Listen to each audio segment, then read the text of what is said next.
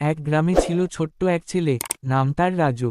রাজুর কাজ ছিল গ্রামের ভেড়াগুলো মাঠে নিয়ে যাওয়া, সেগুলো চড়ানো। সেখানে কতগুলো লোক এসে বলে, তুমি এখান থেকে চলে যাও, এখানে অনেক বড় একটা যুদ্ধ হতে চলেছে। সেই কথা শুনে রাজু তো অবাক, তার সাথে ভেড়াগুলো অবাক হয়ে যায়। রাজু এখান থেকে না যে ওইখানে রাতে থাকে, সে দেখতে চায় কেমন যুদ্ধ হয়। হঠাৎ করে মেরে চলে আসে বাঘ, ভালোবেসে তাদের আক্রমণ করে।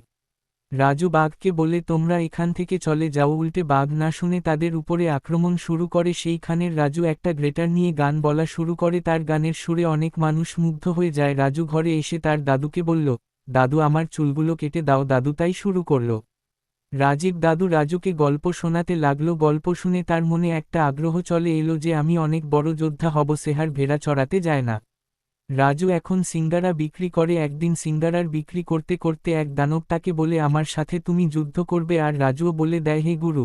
তারপর শুরু হলো এক মহান যুদ্ধ। যুদ্ধ এসে জিতে যায় সে। অনেক খুশিতে মহারাজ তাকে পুরস্কার করলেন। আর তোমরা আমার চ্যানেলটাকে সাবস্ক্রাইব করো।